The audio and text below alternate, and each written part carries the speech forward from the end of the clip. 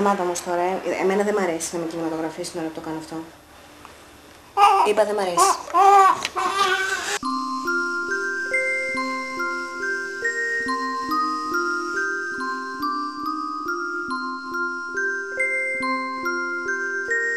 Εγώ τα βρίσκω πολύ νόστιμα τα δάκρυα.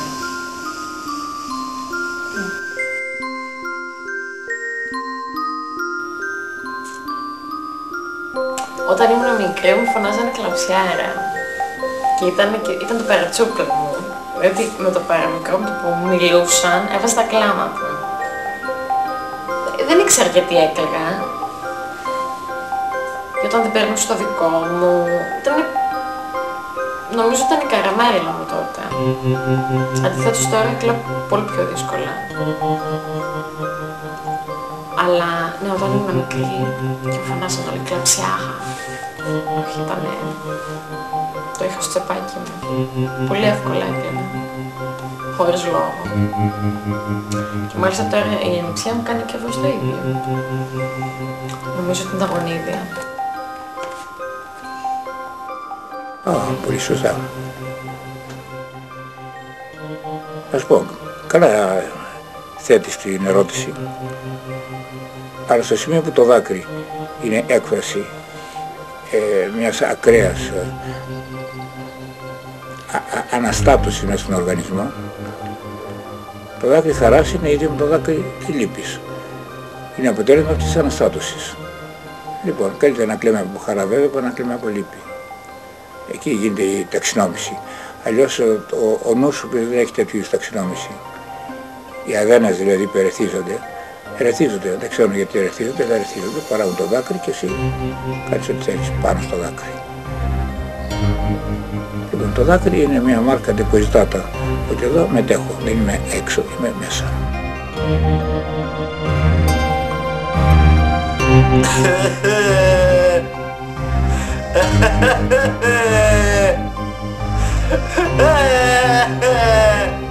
Και έτσι κάνουν.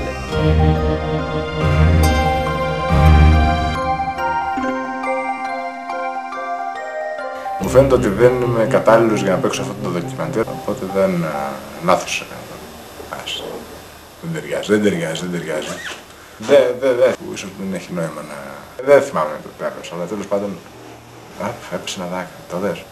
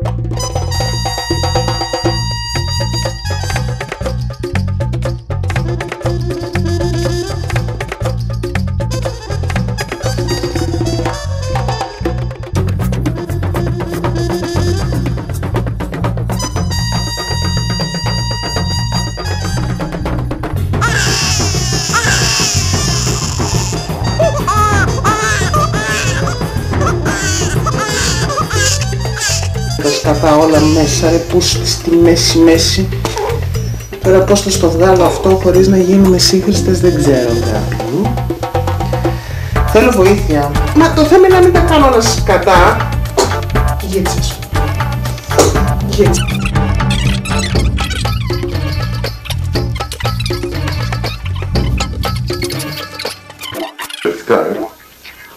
Ωραία, πού. Άστο μου λίγο. Έλα ρε Άγγελε, άστο μου λίγο. Μια στιγμή μόνο.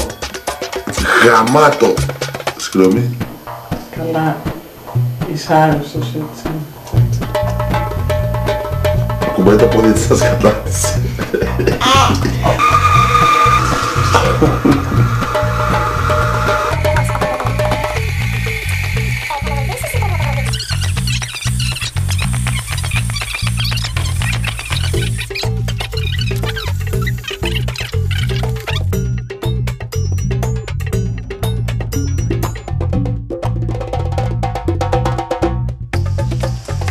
άνθρωποι δακρύζουν από χαρά, από λύπη, από αγωνία, από τα δακρυγόνα, από σφίξιμο, στην τουαλέτα. Α, και επειδή μπαίνει κάτι στο μάτι τους δακρύζουν οι άνθρωποι.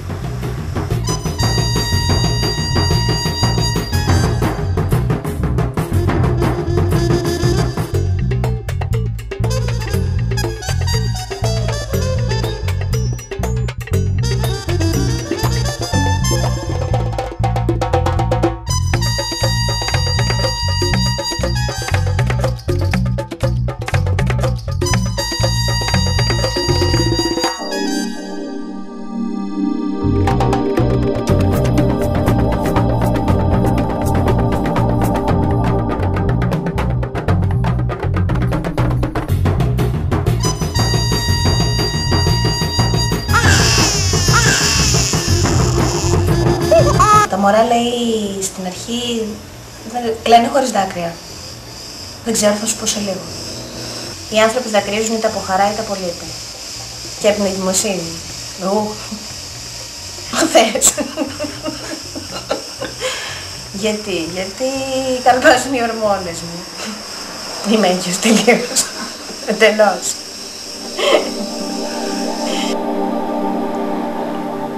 Γιατί μπορεί να δακρύζουν οι άνθρωποι. Οι άνθρωποι μπορεί να δακρύζουν από αλλεργία. Τι παίζω. Υπάρχουν άνθρωποι που δεν δακρύζουν ποτέ. Τι ανέστητε. Γιατί δακρύζουν οι άνθρωποι. Ποιοι άνθρωποι. Δεν δακρύζουν όλοι. Φαντάζομαι υπάρχουν 2-3 αιτίες. Αυτές τουλάχιστον που ξέρω εγώ. Ο πόνος, ο φυσικός πόνος. Ο ψυχικός πόνος.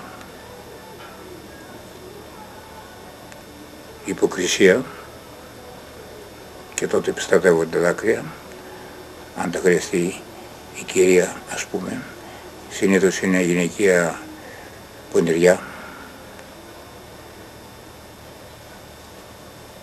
Δεν βρίσκω άλλους λόγους να δακρύσει κανείς. Ένας τρόπος με τον οποίο δακρύζω καμιά φορά, και δεν το κάνω επίτηδες, αλλά συμβαίνει όταν σκέφτομαι κάποια κομμάτια λογοτεχνίας, κάποια ποίηματα, όταν ακούω κάποια τραγούδια, και μπορεί να είναι ανόητα τραγούδια και εξώς ανόητα ποίηματα, αλλά δεν μπορώ να το ελέγξω, δακρύζω.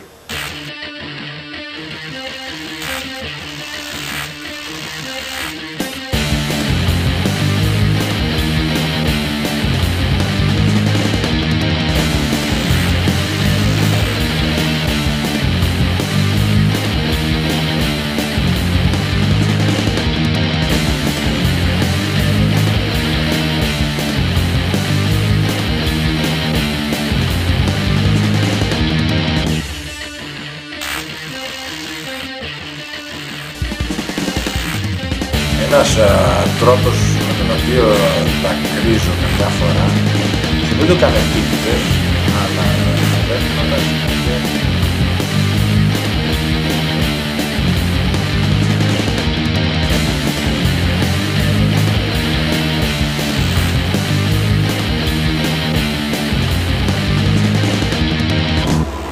Μπαίνει κάτι στο μάτι τους. Είναι το πιο συνηθισμένο και το πιο οδυνηρό, γιατί έχει και πόνο στο μάτι. Καμιά φορά το χρειάζεσαι αυτό το δάκρυ, ας πούμε, αυτό που λένε κλάψε να ξεσπάσεις. Καμιά φορά με τα δάκρυα που μιλάμε, εμένα εδώ και μέρες τώρα τρέχει το ένα μάτι. Δεν έχω πάει ακόμα στο οφθαλμίατρο και τρέχει. Υπάρχουν και αυτά τα, πώς να το πει κανένας, από αρρώστια κάποιο πράγμα κάτι του βουλώσει, αυτό τα σωληνάκια που πάνε εκεί, τρέχουν καμιά φορά και ιερεθίζεται το μάτι, γιατί βάφεις το μάτι σου και σου μπαίνει μέσα το eyeliner, ξέρω εγώ, και εκεί μπορεί να τρέξει δάκρυα. Υπάρχει μια αιτία που πολλοί άνθρωποι τρέχουν και τα ξεβουλώνουν με λέζερ, με κάτι τέτοιο, τα σωληνάκια που πάνε στο μάτι. Εμένα πολλές φορές τρέχει, αλλά αυτή τη στιγμή δεν τρέχει. Είναι στιγμές που τρέχει και κυρίως θα φοράω τα γυαλιά μου μετά και μου τρέχει το μάτι μου. Δακρυσμένη ζητάς την αγάπη μου και ξεχνάς ένα λάθος σου μεγάλο.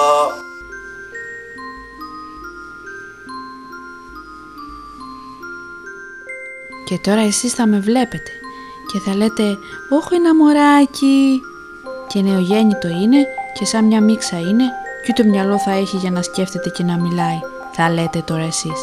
Αλλά εγώ σκέφτομαι και μιλάω με τη φωνή του μπαμπά μου, γιατί μετά που γεννήθηκα ο μπαμπάς μου άλλαξε και δεν είναι ο ίδιος όπως παλιά, όχι, τώρα πια δεν είναι ο ίδιος, είναι άλλος. Και μέσα σε αυτό το άλλος λοιπόν που λέτε, είμαι και εγώ μέσα σε αυτό το άλλος. Και άρα έχω και φωνή και σκέφτομαι και μιλάω. Και τώρα εσείς θα με βλέπετε και θα με ακούτε και θα λέτε «Όχ, ένα μωράκι» και νεογέννητο είναι και σαν μια μίξα είναι, αλλά έχω μυαλό και σκέφτομαι και φωνή και μιλάει. Και λοιπόν θα σας μιλήσω για τον πατέρα μου που έκλαιγε. Μια μέρα πριν γεννηθώ αυτός έκλαιγε και του λέει η μαμά μου «Γιατί κλαις?» Και αυτός έκλαιγε σαν μωράκι. Αλλά εγώ που είμαι και στα αλήθεια μωράκι κλαίω καλύτερα. Και αυτός ο μπαμπάς μου έκλαιγε και εγώ άκουγα μέσα από την κοιλιά της μαμάς μου τον μπαμπά μου να έκλαιγε και λέω «Ωραία, πέσαμε σε ευαίσθητο, θα μ' αγαπήσει γρήγορα και τότε». Ποιος τη χάρη μου. Είναι πάντως το μόνο έκρημα του ανθρωπίνου σώματος για το οποίο έχουμε καλή εικόνα. Δηλαδή ό,τι άλλο βγάζει το ανθρώπινο σώμα από μόνο του, πώς το λένε, το σχαινόμαστε. Για να μην πω τα πολύ προφανή, ξέρω εγώ, το πίον, τη μίξα, τον υδρότα. Ο υδρότας βρωμάει. Το δάκρυ αντίθετα είναι το πιο ευγενικό έκρημα από τα εκρήματα, από το σάλιο. Συχαμένο πράγμα. Το δάκρυ όχι, είναι ευγενικό, είναι όμορφο. Ναι. Ναι. Έχεις βάλει την αδελφή σου, τη μάνα σου, τη γιαγιά σου, τη θεία σου και την κόρη σου σε ένα αυτοκίνητο να πάτε στη Σιτία και γκρεμίζεστε και σκοτώνεστε όλοι και δυστυχώς μένεις ζωντανός εσύ. Όχι μόνο μένεις ζωντανός, αλλά είσαι και ο επέτειος. Εσύ οδηγούς στο αυτοκίνητο, εσύ έκανες τα τζαμοσύνη, εσύ είχες πιει λίγο παραπάνω. Τι άλλο θέλει ένας άνθρωπος για να τσακιστεί. Εάν δεν καταφέρνεις να δακρύσεις, καλύτερα. Μην κλαις. Ξέχαστα. Τίποτα δεν έγινε από αυτά.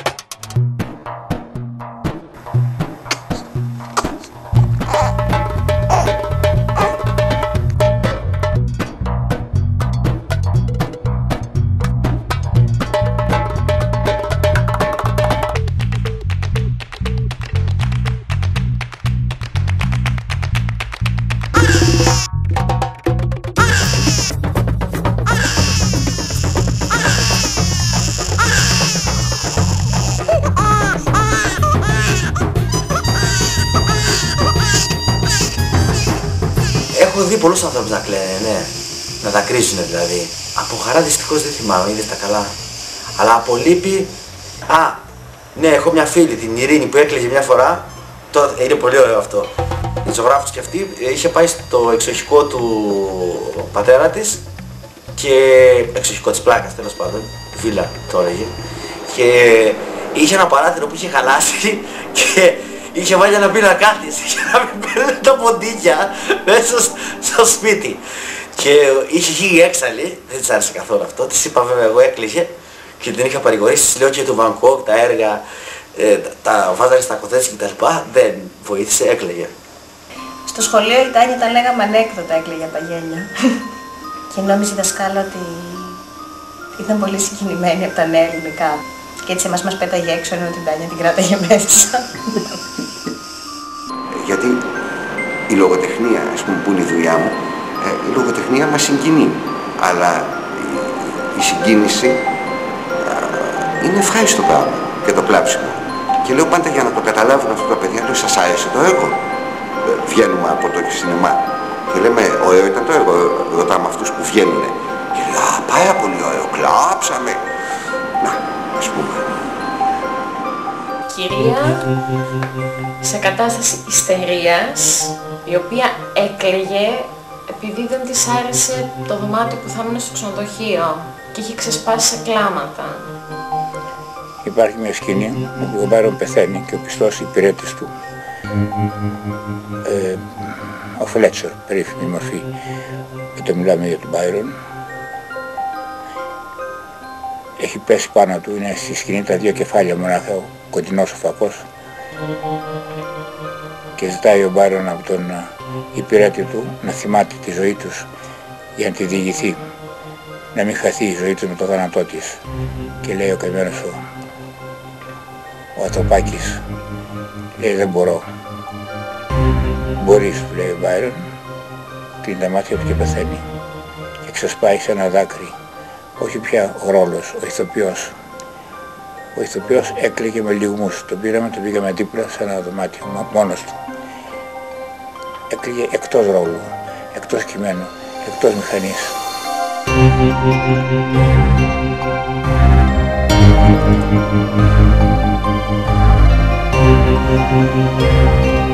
Δεν θυμάμαι, όχι, δεν θυμάμαι. Δεν θα πω αυτό. Δεν μπορώ να σκεφτώ, δεν μπορώ να σκεφτώ, δεν μου έρχεται κάτι άλλο. Όσο βαρούν τα σίδερα, βαρούν τα μαύρα ρούχα. Γιατί τα φόρεσα κι εγώ για μια αγάπη που είχα. Όχι σαν τις αγάπης, δάκρυα τρέχουνε με πόνο, αυτά είναι δάκρυα του Σεφντά και της αγάπης μόνο. Όχι, όχι, όχι. Όχι, δεν το κάνει αυτό. Όχι, όχι, όχι. Όχι ακριβώς. Έχω δει όμως σε παραπλήσια δουλειά και είναι μια αστεία ιστορία. Είχα έναν καθηγητή κάποτε που ήταν πολύ ευαίσθητος στα δάκρυα και έκλαιγε και πάρα πολύ εύκολα.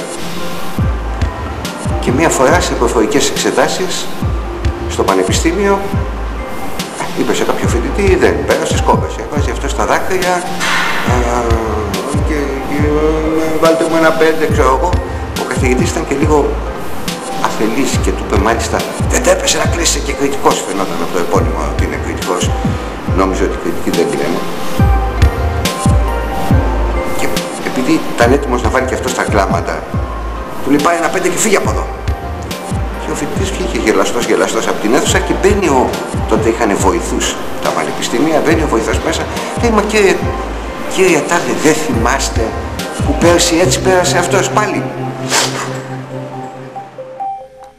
Εγώ είμαι πάλι, το νεογέννητο που σκέφτεται και μιλάει, με τη φωνή του μπαμπά του μιλάει. Του μπαμπά μου δηλαδή εννοώ και εγώ εννοώ και μιλάω. Γιατί ο μπαμπάς μου μετά από εμένα, το νεογέννητο, δεν είναι ο ίδιος, όχι, είναι άλλος. Και μέσα σε αυτό το άλλος είμαι κι εγώ, μέσα σε αυτό το άλλος. Και μιλάω, με τη φωνή του μπαμπά μου μιλάω και λέω «Γιατί κλαις μπαμπά, εγώ είμαι καλά και αύριο γεννιέμαι κανονικά», είπε ο γιατρός. «Υγιέστατο», είπε ο γιατρός, άρα όλα οκ. Και αφού είμαστε στο νοσοκομείο για να γεννηθώ εγώ και να γεννηθώ αύριο και είμαι και υγιέστατο, εσύ γιατί κλαις? Να γελάς πρέπει και να πας να πληθείς και να ξεριστείς να σε δω αύριο να είσαι κύριος. Γιατί εγώ μην νομίζεις, την ακούω τη μαμά και μέσα από την κοιλιά μου που σε λέει λέτσο και πως ντύθηκες πάλι έτσι και φύγε μακριά γιατί η βρωμά σου λέει, αλλά εσύ λες είμαι καλλιτέχνης και θα κάνω ό,τι θέλω. Τι έλεγα? Α, ναι. Και εγώ λέω, άκου να δεις μπαμπά, κομμένα αυτά. Έρχεται το μωρό, δηλαδή εγώ. Και πήγαινε αμέσως και πλήσου σου λέω και ξηρίσου και πάρε και κανένα παπούτσι. 3 χρόνια τα ίδια παπούτσια που λέει και η μαμά. Γιατί έρχομαι και όταν σε πρωτοδώ θέλω να είσαι ωραίος και καθαρός, κύριος. Και σταμάτα να κλαις. Τα δάκρυα από τι αποτελούνται? Αποτελούνται από υδρογόνο 2 οξυγόνο. Αποτελούνται από... είναι αλμυρά. Αλλά το βασικότερο αισθητικό όλων σίγουρα είναι η ψυχή. Και όταν δακρύζει κάποιος, βγάζει από μέσα του.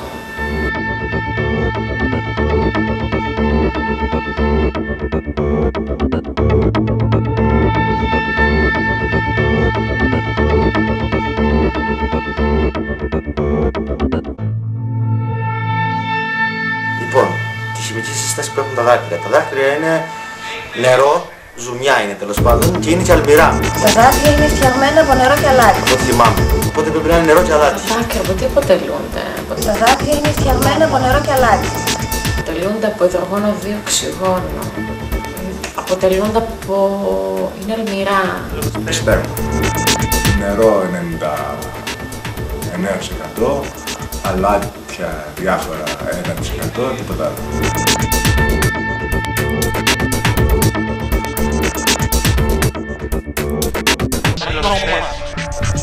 Αλλά το βασικότερο αισθητικό όλων σίγουρα είναι η ψυχή. Και όταν δακρύζει κάποιος, βγάζει από μέσα του.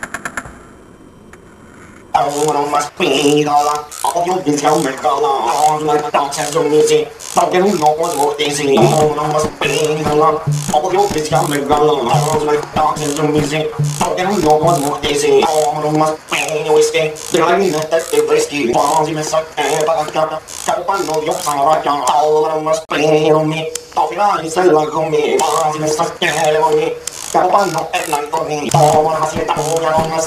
Είναι η ζωή το κόσμο, όποιος πάει να μας τη γέρα. Θα τα μοσεί τη μαχαίρα, όμως μας μάρκοντας. Είναι το μέντρο μας κόρατες, για μόνο τους είναι κάμια μόμπα.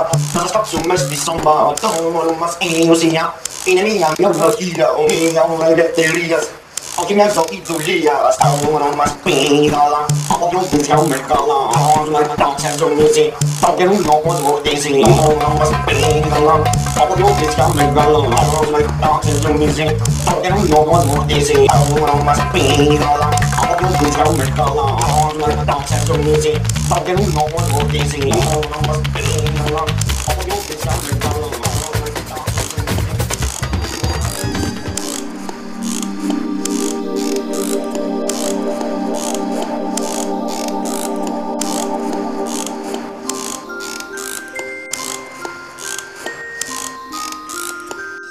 μωρά κλαίνε ρε παιδί μου, κλαίνε. Αλλά στην αρχή λέει δεν έχουν δάκρυα, αλλά δεν ξέρω σου λέει αν ισχύει αυτό.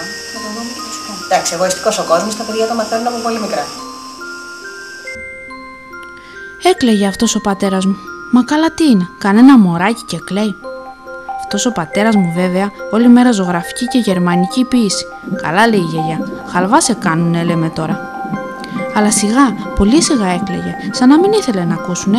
Και ξαφνικά, πλίτς, να, και πέφτει ένα δάκρυ πάνω στην κοιλιά της μαμάς. Και μέσα στην κοιλιά της μαμάς καθόλου πλίτς δεν ακούγεται, όχι, ένα πολύ φοβεριστικό μπαμ ακούγεται. Και τραβάω κι εγώ ένα κλωτσίδι στη μάνα μου και κάνει κι αυτή, οχ. Και τι να λέμε, κάνει και ο μπαμπάς μου, και αυτός έφταιγε βέβαια για όλα, κάνει όπα. Και τι να λέμε, φιλαρμονική το κάναμε μέσα στο δωμάτιο. Και ντροπή μας λέω, γιατί μέσα στο δωμάτιο ήταν και μια γριά γυναίκα που πονούσε, αλλά ποτέ δεν μίλησε και ποτέ δεν κούνησε. Έτσι, σαν μπέτσινο άγαλμα καθότανε. Και πολύ γριά ήτανε και ξαπλωμένη στο κρεβάτι και άρρωστη και πολύ και σκέφτομαι, αυτή αποκλείεται να γεννήσει μωρό. Τόσο μεγάλη που είναι και άρρωστη και αμίλητη είναι και ακούνητη είναι και μάλλον θα γεννήσει, κανένα τηλεκοντρόλ θα γεννήσει. Και παντόφλες και μπαστούνια και φάρμακα και όλα αυτά που χρειάζονται οι γέροι θα γεννήσει, γιατί οι νέοι χρειάζονται παιδιά. Λέω τώρα εγώ. Και γεννάνε εμάς, ενώ οι γέροι χρειάζονται την ησυχία τους. Και γι' αυτό θα γεννάνε, λέω τώρα εγώ, οι γέροι θα γεννάνε κανένα τηλεκοντρόλ και παντόφλες και μπαστούνια και φάρμακα και όλα αυτά τέλος πάντων που χρειάζονται οι γέροι θα τα γεννάνε οι γέροι. Έτσι λέω βέβαια, αλλά μπορεί να κάνω και λάθος. Έτσι λέω. Ξύπνησα τις προάλλες ένα πρωινό και έκλαιγα με λυγμούς, αλλά δεν ξέρω γιατί. Μπορεί να βλέπω ένα κογόνι, δεν ξέρω. Άμα στενοχωριέμαι, κλαίω. Ή άμα γελάω πάρα πολύ, στο τέλος καταλήγω να κλαίω. Αλλά τώρα με μονομένο περιστατικό, όχι. Μέσα μου δακρύζω πάρα πολύ συχνά. Συνέχεια. Αλλά δάκρυα έτρεξαν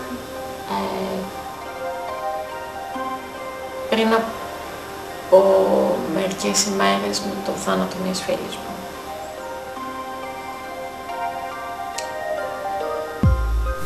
Και ενδεχομένως να ήταν και ένα ξέσπασμα γενικότερα. Δεν ήταν απλώς δάκρυα, ήταν κλάμα. Κλάμα έκλαιγα.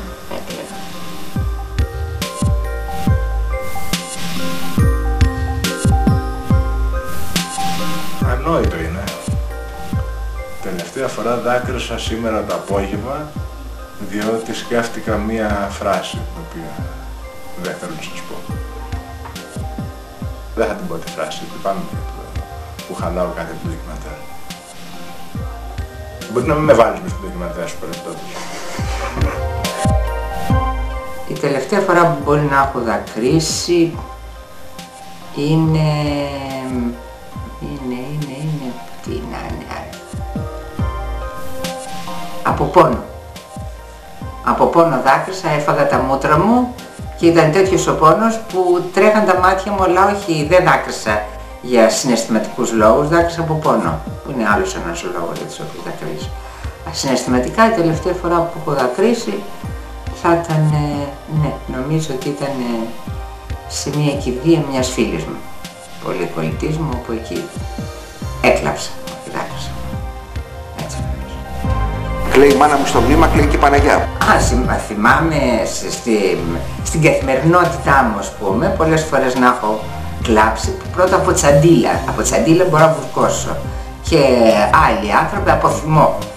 Στις δουλειές επάνω, αν με κάποιον άνθρωπο έχω μία αντιδικία και με νευριάζει πολύ και δεν μπορώ ή δεν θέλω ή φύγομαι, και εκεί βάζω τα κλάματα. Εκεί, δηλαδή βουρκώνω, δεν βάζω τα κλάματα. Βουρκώνω όμως και προσπαθώ πάντα να το κρύψω, γιατί μεγάλο κορίτσι είμαι πια και δεν νομίζω ότι πρέπει να με παίρνουν μυρωδιά όταν δακρύζω, έτσι νομίζω. Τώρα δηλαδή κι άμα το θυμόμουν θα στο έλεγα. Δηλαδή έτσι αμέσως στάκ του, ας πούμε. Όχι. Οπωσδήποτε τους γονείς μου. Αλλά ως εκεί νομίζω. Ακητικό είμαι. Το αντίθετο. Θα ήταν λιγάκι παράδοξο να ζήσουμε μια κηδεία χωρίς δάκρυα. Τα δάκρυα, το μαύρο ρούχο, η σιωπή, οι λόγοι πάνω από το φέρετο, όλα αυτά τα οποία συνοδεύουν τα στεφάνια, που συνοδεύουν τον άνθρωπο, μάλιστα ο άνθρωπος άμα έχει κάποιο κύρος, αν έχει μια ζωή λιγάκι μπόλικη, οπότε είναι μπόλικα τα στεφάνια, είναι μπόλικες οι χείρες και οι ξαδέλφες και ανιψιάς, όλα μπόλικα. Στον μπόλικο αυτό σπάνια θα ακουντήσεις, θα νιώσεις, θα δεις, θα επισημάνει τα δάκρυα. Δεν κλαίνε.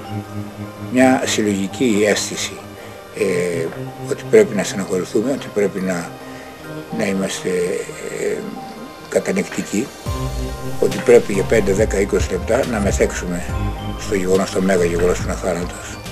Αυτό τους κάνει τους ανθρώπους σιωπηλούς, κατά κάποιο τρόπο αξιοπρεπείς, και το δάκρυ και η αξιοπρέπεια δεν πάνε πολύ καλά μαζί τους. Μάλλον δεν κλαίνε στις κηδείες. Και κηδείες θα μόνο να πάει ευχή, ναι. Γιατί αφού με ρώτησες πότε έκλαψα τελευταία φορά, το θυμήθηκα, σε κηδεία. Και κλαις γιατί ο πεθαμένος είναι λιγάκι καλά, εκτός που είναι δικός σου άνθρωπος, είναι και λιγάκι συνομήλικος και βέβαια αρχίζουν τα πράγματα να είναι λίγο σοβαρά. Και στις κηδείες που λέω, νομίζω ότι περισσότεροι άνθρωποι κλαίνε γιατί είναι το γενικό κλίμα τέτοιο. Δηλαδή, αν ήσουν μόνος σου εσύ και ο νεκρός, μπορεί κάποια στιγμή να βούρκωνες, αλλά είναι κολλητικό, όπως το χασμουριτό, νομίζω και το κλάψιμο είναι κολλητικό. Δηλαδή, σε μια κηδεία κλαίνουν περισσότεροι. Μπορεί να κλαίνε, αν ήσουν μόνος δεν θα έκλαιγες και ο καθένας από μόνος δεν θα έκλαιγε. Κλαίνε γιατί είναι κολλητικό. Όπως το χασμούριμα νομίζω. Κλαίει η μάνα μου στο μνήμα, κλαίει και η Παναγιά. Δάκρυσαν οι φίλοι, δάκρυσα κι εγώ και αυτή με το μαντίλι. Την είδες στην Ξανθούλα, δεν είναι? Κάποιο ρεφρέν. Μου έρχεται στο μυαλό ένα τραγούδι, το οποίο τον YouTube, το Stuck in a Moment. Να, Stuck in a Moment. Νομίζω ότι δεν θα ήθελα να το τραγουδήσω, γιατί say but later will be better cause you're stuck in a moment and you can't get out of it. Και αφού μας ζάλισε ο πατέρας μου και τη μάνα μου τη ζάλισε δηλαδή με το κλάψ και το κλούπς του και να μην μας λέει και τίποτα και να μην πάει κιόλας να πληθεί, να ξεριστεί, να ντυθεί που θα ερχόμουν όπου να είναι εγώ, το μωρό του, και αυτός λέτσος θα ήτανε και του λέει και η μάνα μου σαν λέτσος ήτσε και του λέει και αυτός λέει είμαι καλλιτέχνης και θα κάνω ό,τι θέλω. Τι έλεγα? Α, ναι. Και αφού μας ζάλισε με τα κλάψ και τα κλούπς του, μας το ξεφούρνησε ό,τι λέει απέναντι από εμάς στην εντατική, λέει, φέραν ένα παιδί 17 χρονών σκοτωμένο, λέει, με ηλεκτροπληξία, λέει. Και ήταν ο πατέρας του εκεί μπροστά και έκλαιγε και χτυπιόταν και έπεφτε στα πατώματα. Και εγώ λέω, για κοίτα, μαζευτήκαν όλοι οι ευαίσθητοι εδώ μέσα, αλλά καθόλου κακό δεν είναι αυτό, γιατί και εμένα ο μπαμπάς μου είναι ευαίσθητος. Καλλιτέχνης είναι. Καλλιτέχνης της πλάκας, λέει η γιαγιά μου. Τέλος πάντων, και εγώ πολύ τύχη έχω που έχω μπαμπά ευαίσθητο, γιατί θα με αγαπήσει αμέσως και τρελά, πολύ θα με αγαπήσει. Και τότε ποιος τη χάρη μου.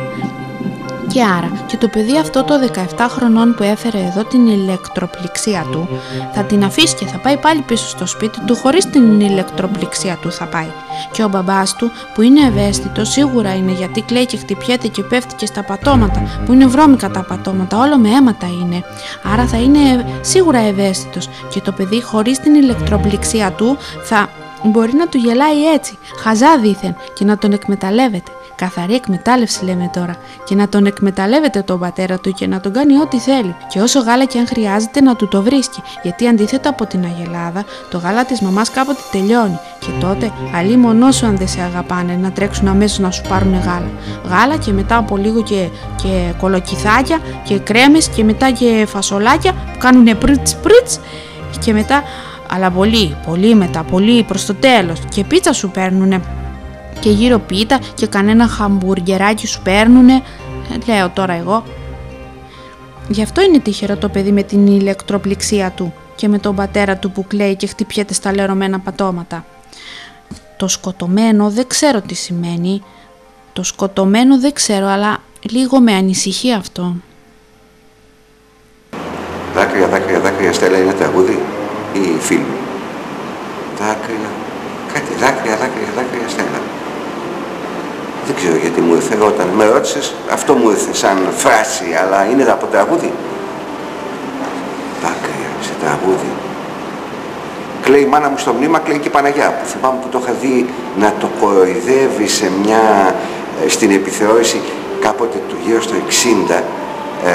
Ήταν η μία επιθεώρηση του Θοδωράκη και η άλλη επιθεώρηση του Χατζηδάκη. Και στο ένας πήγαινε το αριστερό κοινό και στο άλλο πήγαινε το δεξιό κοινό. Και του Θοδωράκη ήταν λίγο σοβαρή η επιθεώρηση, ας το πούμε έτσι. Ήταν η όμορφη πόλη ή κάτι τέτοιο. Και του Θοδωράκη και του Χατζηδάκη κορόιδευε το Θοδωράκη, ήταν κλαίει, η μάνα μου στο μέλλον και έκλαιγαν όλοι οι ηθοποιοί και κλαίγαν. Είχε πολύ πλάκα. Εγώ είχα πάει και στα δύο, για να μην...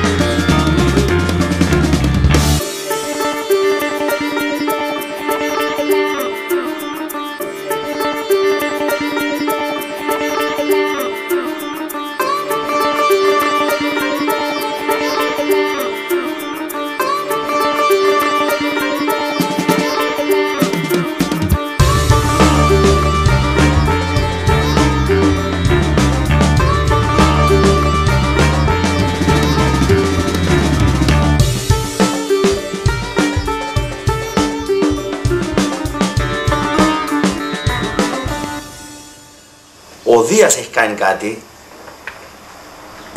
με κάτι κλάματα που πέφτανε, κάποια θα πηδούσε πάλι και έκλαιγε και έγινε πελαργός, ξέρω εγώ, με πουλί και πήγε και την τακτοποίησε, δεν ξέρω, κάτι τέτοια έχει η μυθολογία.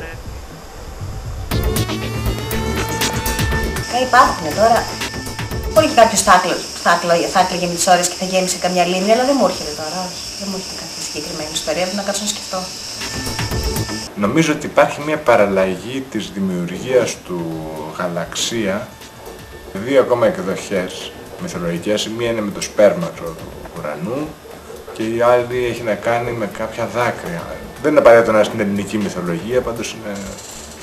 Δεν τα πάω καλά με τους τίτλους της ταινίας, αλλά είναι πλέον τόσο λίγες οι ταινίες που δεν έχουν και δάκρυα σε κάποιο σημείο. Ταινία χωρίς δάκρυα είναι πιο δύσκολο. Στο μυαλό μου έρχεται πολύ χαρακτηριστικά, όχι κάτω από τη μυθολογία, μου έρχεται μια ταινία, το Σινεμά Παράδεισος. Είναι μια ταινία που όσες φορές και αν τη δω, πάντα κλαίω στο τέλος. Πάντα.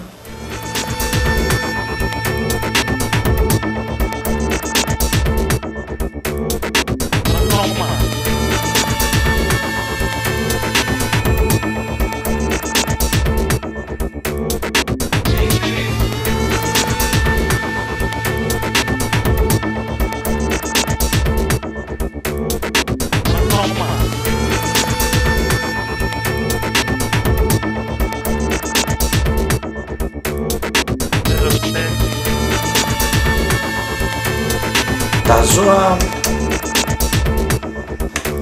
Δεν θυμάμαι να έχω δει ζώα να δακρύζει, αλλά τα ζώα...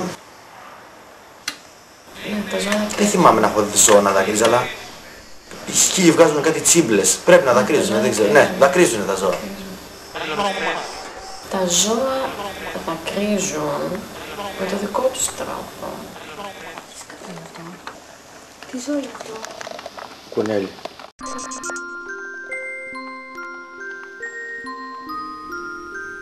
Και αφού κλάψαμε για το παιδάκι με την ηλεκτροπληξία του, δεν περνάει μια στιγμή και να πάλι ο μπαμπάς μου και ξαφνικά πλίτς, να και πέφτει κι άλλο ένα δάκρυ πάνω στην κοιλιά της μαμάς. Και μέσα στην κοιλιά της μαμάς καθόλου πλίτς δεν ακούγεται, όχι, είναι ένα πολύ φοβεριστικό μπαμ ακούγεται. Και τραβάω κι εγώ ένα κλωτσίδι στη μάνα μου και κάνει κι αυτή οχ, και κάνει κι ο μπαμπάς μου οπα. Και φιλαρμονική το κάναμε μέσα στο δωμάτιο. Και ντροπή μας, λέω, γιατί μέσα στο δωμάτιο ήταν και η γριά που λέγαμε, που πονούσε αλλά ποτέ δεν μίλησε και ποτέ δεν κούνησε. Έτσι, σαν πέτσινο άγαλμα καθότανε. Και πολύ γριά ήταν και ξαπλωμένη στο κρεβάτι και άρρωστη πολύ. Και έλεγε ο μπαμπάς σιγανά, αλλά πολύ σιγανά, σαν να μην ήθελε να ακούσουν ότι θα τις κάνανε, λέει, αφαίρεση μήτρας θα τις κάνανε. Έλεγε ο μπαμπάς. Και εγώ λέω, α, δεν θα γεννήσει κανένα τηλεκοντρόλ και ούτε και παντόφλες και όχι και μπαστούνια και καθόλου φάρμακα δεν θα γεννήσει, αλλά μήτρα θα γεννήσει. Που λέω τώρα εγώ, αν είναι σαν αυτή τη μήτρα που κουβαλάνε στην κεφάλα τους οι αρχιεπίσκοποι, καλύτερα είναι, λέω, η αφαίρεση μήτρας, γιατί σαν καραγκιόζηδες είναι οι αρχιεπίσκοποι με αυτό το ανάποδο καθήκη στο κεφάλι τους. Βέβαια, κι εγώ θα έχω ένα καθήκη με τον Γκούφι πάνω ή το Μίκι, αλλά ο μπαμπάς μου είναι καλλιτέχνης και μπορεί να ζωγραφίσει και κάνει ένα πρωθυπουργό πάνω στο καθήκη μου. Και τι έλεγα, α ναι, και εγώ αυτό το καθήκη που θα έχω ποτέ δεν θα το βάλω στο κεφάλι μου. Όχι, γιατί θα είναι γεμάτο σκατάκια και ούτε οι αρχιεπίσκοποι να το φοράνε. Και στη γριά που κάθεται δίπλα στο κρεβάτι και πονάει, αλλά ποτέ δεν μιλάει και ποτέ δεν κούνησε, έτσι σαν πέτσινο άγαλμα κάθεται, αλλά καλά κάνουνε αφαίρεση μήτρας. Έτσι θα είναι πιο όμορφη, λέω. Έτσι λέω βέβαια, αλλά μπορεί να κάνω και λάθος. Έτσι λέω. Τα ζώα... Ναι, τα ζώα δακρύζουν. Τα ζώα... Από όσο ξέρω, Δεν θυμάμαι να έχω δει ζώα να δακρύζει, αλλά... άλλο που λένε για κροκοδίλια δάκρυα. Τα ζώα... Δεν νομίζω, δεν ξέρω, μπορεί να δακρύσουν. Αλλά μου ήρθε στο νου τώρα κάτι άλλο πιο ακραίο. Τα πράγματα δακρύζουν. Υπάρχει και η πασίγνωση και περίφημη διατύπωση λάκρυμε ρέρουμ, δάκρυα πραγμάτων.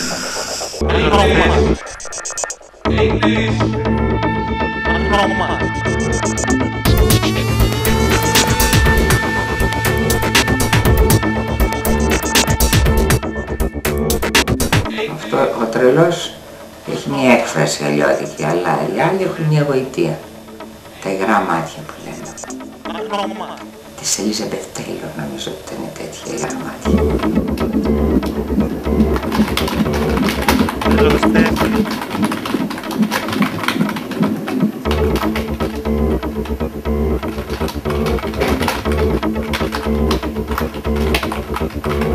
Τα ζώα...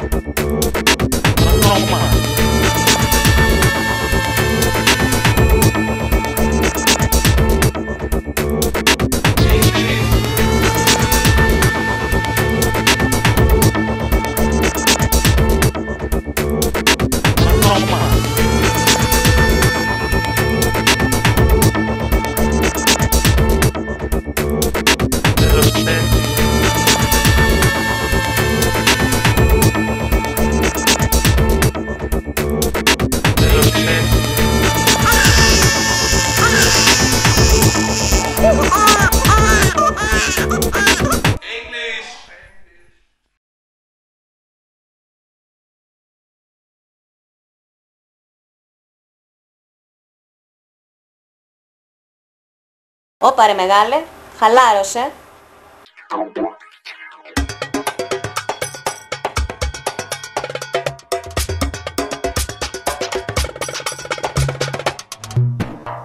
Μα δεν σημαίνει τίποτα απολύτως. Είναι μια αυθαιρεσία δικιά σου, ένας κόσμος φτιαγμένος από δάκρυα. Τι σημαίνει αυτό? Υπάρχουν φορείς δακρύων, δηλαδή το δάκρυ κατάγεται από ένα πρόσωπο, από ένα ψυχισμό, από μια δυστυχία, από μια τυράννια, από κάπου κατάγεται το δάκρυ. Είναι ένα δάκρυ τεχνικό. Έχει σταθεί σε εργαστήρια χημικά μέσα και χρειάζεται δάκρυ. Ξέρεις, υπάρχουν κάτι αμπουλίτσες που παράγουν δάκρυ, το ξέρεις αυτό, Όταν σου ζει το μάτι από την τηλεόραση, ρίχνει δύο δάκρυ και το λένε κιόλας, τεχνικό δάκρυ. Λοιπόν, το τεχνικό δάκρυ μπορεί να το κάνει ό,τι θέλει κανένας, μπορεί να το μεταχειριστεί για να μην σου ζουν τα μάτια του στην τηλεόραση. Έχω φάει πολύ δακρυγόνα στη ζωή μου. Βεβαίως δακρύεις και με δακρυγόνα. Και λέγανε ποτέ νερό μάλιστα. Μην ρίχνεις ποτέ νερό μετά τα δακρυγόνα. Κλαίνε επίσης σε τοκετούς, από χαρά εκεί, όταν τους αναγγέλνουν το παιδάκι ότι γεννήθηκε, εκεί κλαίνε, εκεί το καταλαβαίνουν πιο εύκολα. Είναι κλάματα χαράς, είναι μια υγιής αντίδραση και το... Από τη δάκρυα, λύπης ή χαράς. Άμα είναι λύπης είναι μελό, άμα είναι χαράς είναι πανηγύρι. Είναι... Αλλά πώς θα είναι φτιαγμένος από δάκρυα δηλαδή ένας κόσμος? Μια θάλασσα από δάκρυα. Θάλασσα των δακρύων. Κάπου και αυτό δεν το λέμε. Κάπου είναι κάποιο έργο, κάποιο... Κάτι τέτοιο.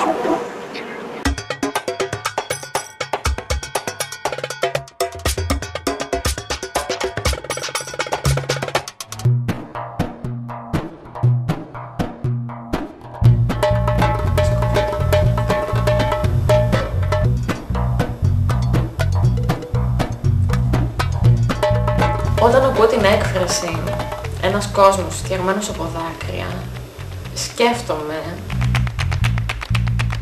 το κάνω δικό μου.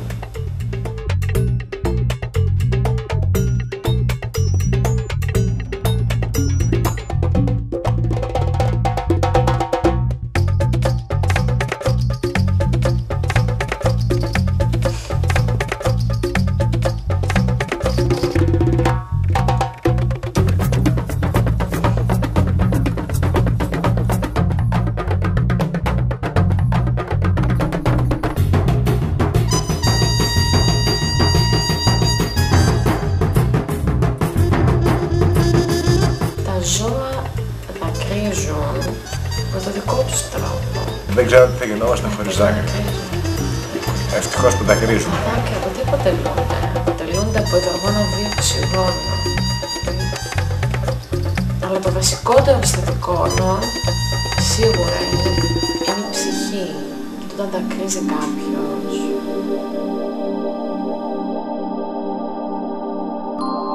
Στα νοσοκομεία επίσης συναντάς πάρα πολύ συχνά ανθρώπους που κλαίνε, κυρίως αυτοί που περιμένουν απ' έξω από μία εγχείρηση.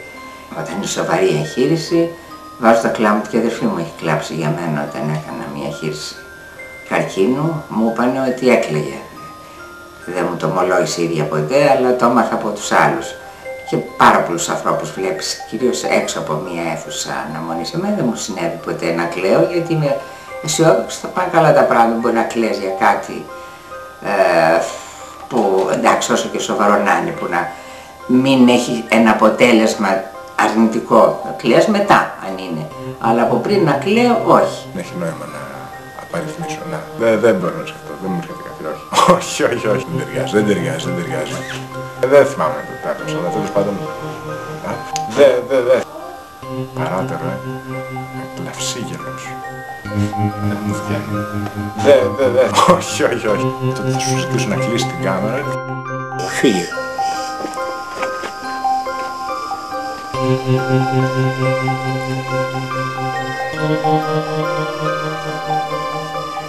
Εσύ θέλησες να αποσπάσεις από μένα, ναι.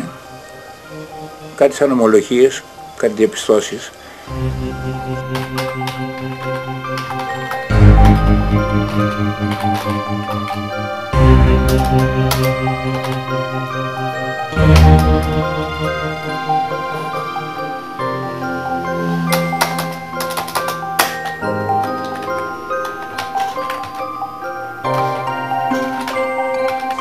Τώρα γιατί εσύ θες να κάνει μια συλλογή από αιτίες που φως ανάρει δεν είναι ίδιες, αν δεν καταγράφονται με ίδιο τρόπο από τον όποιο εμένα, το Κούντουρο, μια κοπελίτσα, έναν πιο αθώο άνθρωπο. Εγώ δεν είμαι αθώο δυστυχώς. Ό,τι σου είπε και ό,τι απάντηση έδωσα είναι ενός ανθρώπου που σκέφτεται πέρα από το κανονικό. Ο κανονικός άνθρωπος δεν σκέφτεται έτσι. Δηλαδή οι ερωτήσεις σου παρόλο που μοιάζουν αθώες, στο όρι της κουταμάρας δηλαδή. Δεν είναι ούτε αθώες ούτε στο όρι της κουταμάρας. Είναι ερωτήσεις προβοκατόρικες. Θέλουν να με προκαλέσουν, να μιλήσω, να πω. Τώρα εγώ δεν έχω και ανάγκη από πολλούς ερετισμούς. Έχουμε το θέμα, ποιο είναι το θέμα, δάκρυ. Θα σου μιλήσω για το δάκρυ. Μπορώ να σου μιλάω μια ώρα για το δάκρυ. Το καλό και το κακό αναμειγνύονται. Θα πω ξυπνάρες, θα πω κουταμάρες.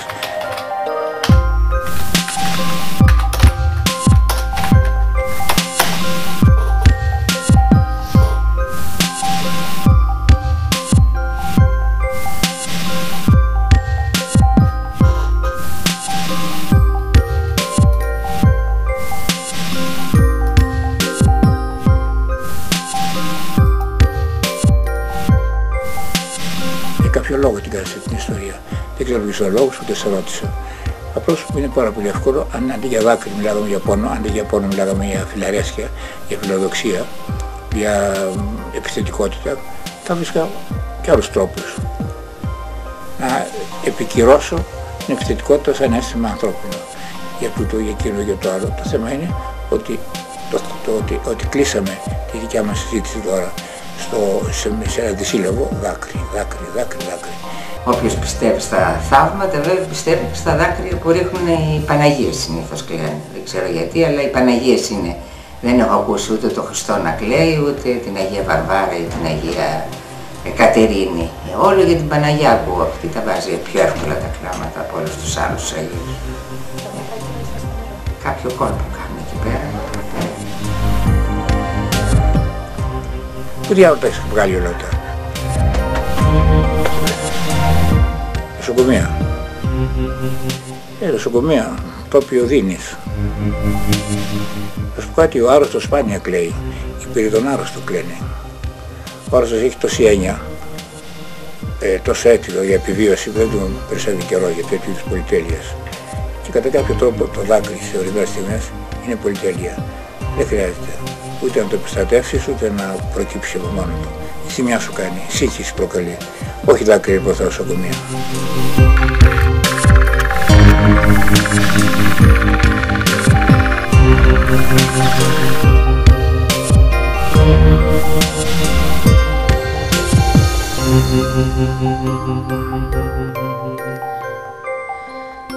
Αχ, ο πατέρας μου, πολύ κλαψιάρης είναι αυτός ο πατέρας μου. Κι όλο για βλακίες κάθεται και κλαίει.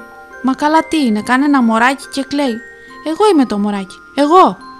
Αφού και το παιδάκι με την ηλεκτροπληξία θα πάει σπίτι του, μετά που θα του πάρουν πίσω την ηλεκτροπληξία και θα κάνει και ό,τι θέλει τον πατέρα του και γάλατα, πολλά γάλατα θα του κουβαλάει και η γριά με τη μήτρα στην κεφάλα θα τη βγάλουν τη μήτρα και θα πάει στο σπίτι της και αυτή και ομορφότερη πολύ θα είναι, λέω, χωρίς αυτό το καθήκη στο κεφάλι, αλλά αυτός κλαίει. Και καλά τι είναι, κανένα μωράκι και κλαίει. Κι όλο κλαίει. Και πλίτς, έχω εκνευριστεί με τον πατέρα μου, τον καλλιτέχνη. Καλλιτέχνης της πλάκας, λέει η γιαγιά μου, αλλά τέλος πάντων. Τι έλεγα? Α, ναι. Και μου τη πάει. Γιατί το θέμα, τώρα είμαι εγώ. Εγώ θα γεννηθώ αύριο. Είμαι το νεογέννητο ή όχι? Τι γίνεται εδώ, ρε? Αλλά και μου την έσπασε ο πατέρας μου που κάθεται και λέει στη μαμά, θα φτιάξω μια ταινία για όλα αυτά. Και λέω εγώ, τι ταινία ρε μεγάλε, πας καλά? Εδώ έχουμε γεννητούρια, ρε! Και εσύ άλλα γυάλα? Καλά, είπαμε. Μην το παρατραβάμε την ευαισθησία, γιατί το είπαμε. Έρχεται το μωρό, το νεογέννητο, δηλαδή εγώ. Και είναι πολύ σοβαρά αυτά τα πράγματα. Μιλάμε για την καριέρα μου. Λοιπόν, τέρμα. Όχι άλλα δάκρυα. Έρχομαι. Είμαστε έτοιμοι? Σίγουρα. Μωρή χοντρέλα, κατέβα κάτω τη δουλειά της μάλας μου. Με ζουλάτε. Θέλω και βγαίνω. Μόνη μου. Μόνη μου. Μπορώ και μόνη μου. Μόνη μου. Έρχομαι. Βγαίνω. Θέλω και βγαίνω. Θέλω και μόνη μου. Μπορώ και μόνη μου. Θέλω και βγαίνω. Έρχομαι. Βγαίνω. Θέλω και βγαίνω.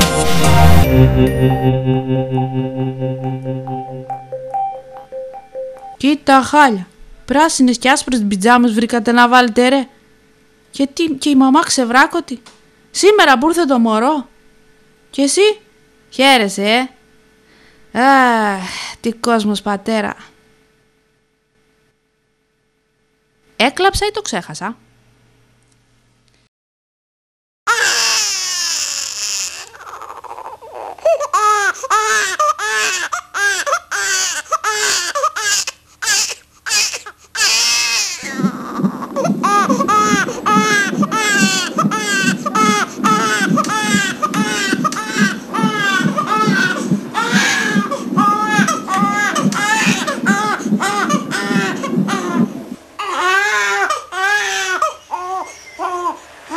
Άγγελε, σταμάτα όμως τώρα.